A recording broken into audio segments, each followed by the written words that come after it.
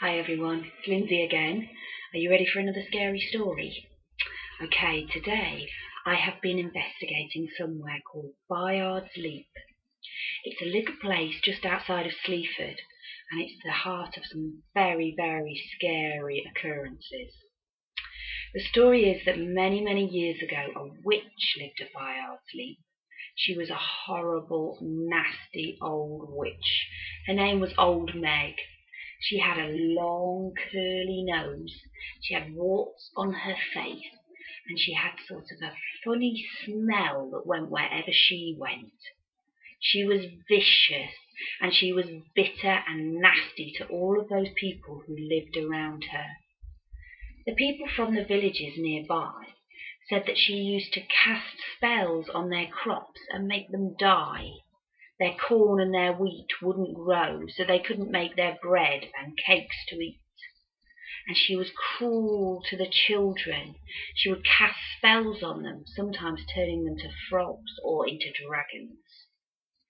The witch was hated by everybody, and everybody was scared of her. Nobody knew what to do about Old Meg.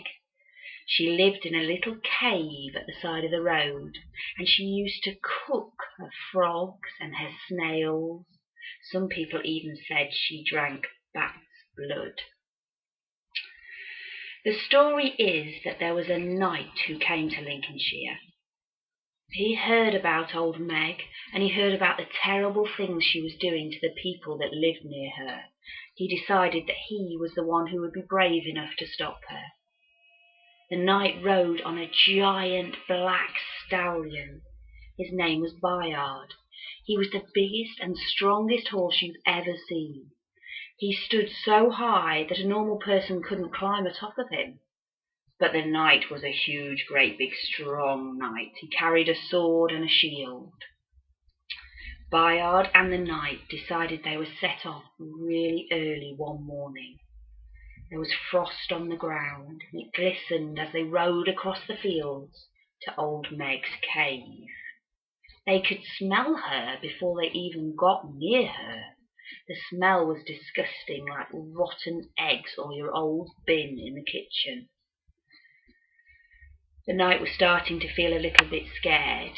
He could see the cave in the distance, and him and Byard crept up quietly towards it. He summoned himself to his full height and he shouted, "Meg, come out of that cave.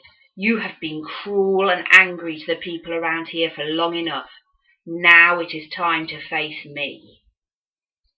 Old Meg was very quiet. No sound came from the cave. And then a cackling little voice said, "I'll be there in a minute. I'm just having my breakfast."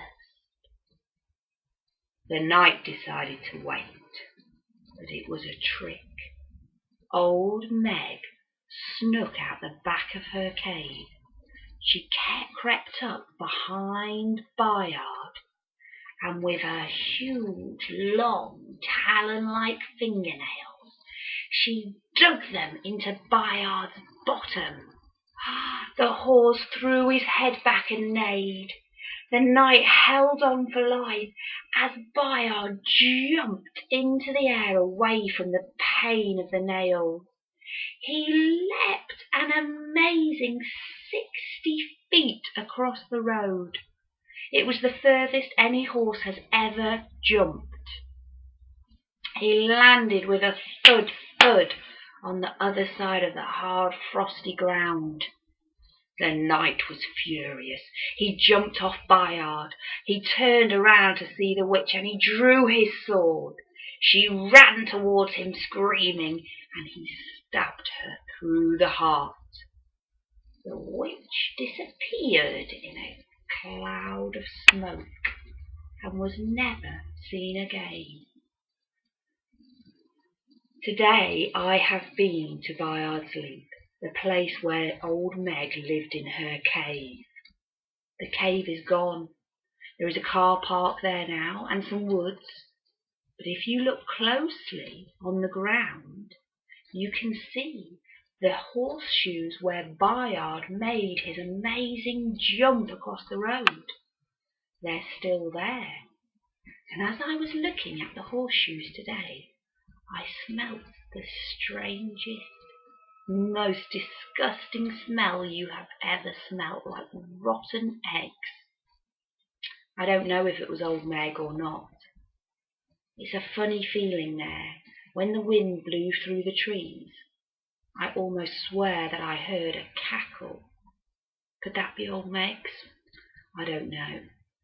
If you ever get the chance, go and investigate Byards Leap. Okay, I'll see you again soon.